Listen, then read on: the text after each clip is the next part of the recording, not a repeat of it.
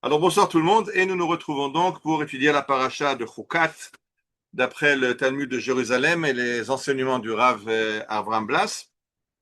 Alors bien sûr, la paracha de Chukat, elle est intimement associée avec la cérémonie de la vache rousse, mais ça je ne vais pas en parler, votre rabbin de communauté en parlera certainement ce Shabbat. Je vais vers la fin de la paracha, une histoire un peu bizarre. On voit le décès de Aaron, donc Aaron le grand prêtre est décédé. Et juste après le décès d'Aaron, après qu'on ait fini le deuil, Vayishma haknaani melech Arad yoshev hanegev ki ba Israël derech atarim, vayilachem beIsraël, vayish mimenu shevi.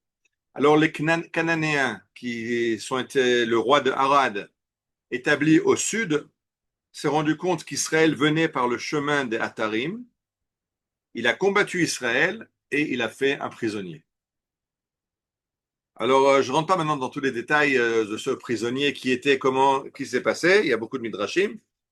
Mais je parle de ce problème qui a eu pourquoi cette guerre éclate juste après la mort de Aaron.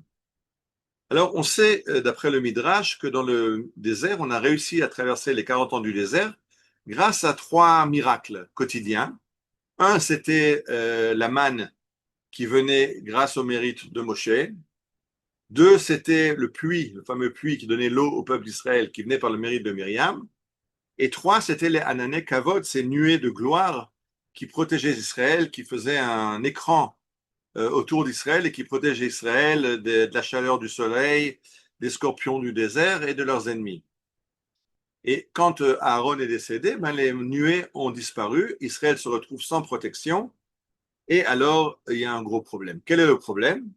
Le Midrash nous dit que ben, quand ils sont vus qu'ils n'étaient plus protégés, ils ont fait ce qu'on sait le mieux faire, et une retraite vers l'Égypte. On n'est plus capable, on n'est plus protégé, on est à risque dans le désert, bien on retourne en Égypte. Et je vous lis ce que dit le Talmud de Jérusalem. Vaishma, que les Cananéens ont entendu qu'Israël venait de Derech Atarim, que je n'ai pas traduit parce que c'est très dur à traduire. Le Talmud nous dit qu'ils mettent Hatayar Agadol. Est mort le grand éclaireur, l'éclaireur qui leur trouvait le chemin, qui était Aaron. Et ils ont voulu retourner en Égypte. Et ils ont fait 8 stations en marche arrière. C'est-à-dire que on sait qu'on a fait une quarantaine de stations dans le désert. Dans la paracha de Mas'é, on aura la liste de toutes les stations du désert. Et ils ont fait marche arrière, 8 stations en arrière. Et la tribu de Lévi les a poursuivis, a tué 4 familles du peuple d'Israël. D'où le sait-on? Parce que quand on verra le décompte des enfants d'Israël dans la paracha de Pinchas dans 2 semaines, on verra qu'il y a un certain nombre de familles qui manquent, des familles qu'on a vues dans le décompte de la paracha de Nassau qui ne sont pas dans le paracha de Pinchas. Et on comprendra donc que 4 familles ont disparu, 8 familles ont disparu, et le Midrash nous dit, le Talmud nous dit, ce sont des familles qui ont été tuées par la tribu de Lévi pour les faire continuer à avancer vers Israël. Et même eux, en se battant contre la tribu de Lévi, ont décimé 4 des familles de Lévi. Chose très bizarre. C'est-à-dire qu'une fois qu'il n'y a plus les nuées du désert, on fait marche arrière. Et il y a eu un combat interne qui a fait de gros dégâts dans le peuple d'Israël jusqu'à qu'on reprenne la route d'Eretz Israël. Amrou, pourquoi ils ont fait... alors le peuple d'Israël s'est arrêté pour essayer de prendre conscience et d'analyser ce qui s'est passé. Amrou, mi garam lanou, qu'est-ce qui a provoqué cette guerre? C'est parce qu'on n'a pas rendu à Aaron les honneurs qu'on aurait dû. Et alors ils ont fait une élégie et ils ont fait un espèce de Aaron. Et c'est pour ça qu'il est marqué que là, il a été enterré, et de là, il continue vers Eretz Israël. C'est quoi cette histoire? Alors, Rav Blas, bien sûr, ce Talmud de Jérusalem est très peu commenté. On a très peu d'explications pour nous faire comprendre ce que dit le Talmud. Le Rav Blas nous propose une explication qui, bien sûr, se base sur de certains commentateurs et qui dit la chose suivante. Aaron est présenté comme le Tayyar Agadol. C'est quoi Tayyar? Tayyar, aujourd'hui on dit en hébreu Sayar. Sayar, c'est l'éclaireur, le scout. Celui qui va en avant pour chercher le chemin par lequel le gros de l'armée va avancer. Quand une armée avance, c'est d'abord les éclaireurs qui vont trouver une route praticable, qui vont vérifier qu'il n'y a pas d'embuscade de l'ennemi, et alors le gros de la troupe peut avancer. Et le Talmud nous dit que l'éclaireur du peuple juif, c'était Aharon. Lui allait devant. Et quand il n'est plus là, on n'a plus personne pour nous montrer la route. Donc, le Talmud de Josem change un peu la donne. C'est pas parce qu'on n'a plus les nuées de gloire qui nous protègent par le mérite d'Aaron, c'est pas parce qu'on se sent faible face à nos ennemis, on n'a plus notre protection divine, mais c'est parce qu'on n'a plus l'éclaireur qui doit nous montrer la route.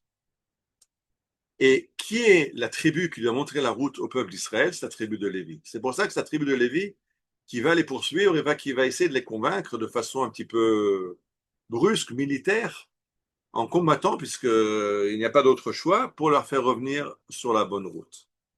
Et c'est quelque chose de très important. Cette importance du manhig, du chef, du leader, qui doit être un leader. Aujourd'hui, quelque chose qu'on ne connaît plus parce que on a vu dans la Seconde Guerre mondiale des gens comme Churchill ou quand Chamberlain et Daladier font les accords avec les accords avec Hitler pour essayer de gagner du temps. Euh, Winston Churchill va leur dire, vous avez le choix entre la guerre et l'humiliation, vous aurez et l'humiliation et la guerre. Il y a des leaders qui comprennent où va l'histoire et qui donnent au peuple la force d'avancer dans le sens de l'histoire. Et nous dit le texte, dans le peuple d'Israël, c'était à l'époque Aaron et après la tribu de Lévi, qui doivent donner le sens de l'histoire et où avancer. C'est quelque chose qui nous manque énormément aujourd'hui. Alors on a vu un grand leader, Netanyahou, qui a réussi à gérer cette guerre contre 7 fronts contre l'Iran. Mais c'est facile de gérer une guerre, facile entre parenthèses. Quand il y a un danger de destruction, alors on s'unit et on se réveille parce que c'est ou se battre ou disparaître. L'instinct de survie est le plus fort. Donc mobiliser un peuple quand il s'agit de sa survie, c'est facile. Maintenant, on a gagné cette guerre. On a encore des combats à mener. La guerre n'est pas entièrement finie, mais ce sont les combats d'arrière-garde. Mais qu'est-ce qu'on fait après la guerre? Et là, il faut un leader. Et là, malheureusement, Netanyahou, c'est pas l'homme de la situation. Quand on lui pose la question, quel est le jour d'après? Qu'est-ce qui se passe après? Il est incapable d'insuffler un souffle nouveau à Israël. Il y a des gens qui proposent des programmes. J'ai fait un cours hier sur l'après-Iran, sur le fait que Gaza, le programme que nous a proposé Netanyahou, c'était de détruire les infrastructures militaires de Gaza, du Hamas, pardon, et libérer les Khatoufim. Mais non, c'est pas détruire l'infrastructure militaire du Hamas. Alors on aura détruit l'infrastructure militaire du Hamas et on aura un nouveau mouvement qui s'appellera le Hamsous. Je sais pas, on a eu d'abord le Fatah, après on a eu le Hamas, on a eu au Liban, on avait le Fatah, après on a eu le Hezbollah. On n'est pas en guerre contre le Hamas, on est en guerre contre Gaza, contre la population gazaouite qui a mis le Hamas au pouvoir et qui le garde au pouvoir. De la même façon que la population iranienne a mis Khomeini au pouvoir et le garde au pouvoir. Alors, le problème n'est pas de mettre sur la touche Khomeini ou de mettre sur la touche les chefs. On a vu, on a liquidé tous les grands chefs du Hezbollah et de Hamas, mais ils ne déposent pas les armes pour autant, parce que le problème n'est pas les grands chefs. Le problème, c'est un peuple qui fait la guerre à Israël. Et donc, il faut donner à Israël maintenant le chazon, la vision de l'après, de revenir, de se rappeler que c'est Eretz Israël, et que Eretz Israël, ça doit être une terre juive, et il faut revenir s'installer, il faut, de nouveau, s'il y a des Arabes qui y habitent, alors on trouvera les modalités. Et on a encore un gros problème aussi avec les Arabes de Judée-Samarie et avec les Arabes israéliens. On a été très très bloqué pendant longtemps par le Bagatz, qui pour différentes raisons politiques de Bagatz nous a interdit des lois différentielles.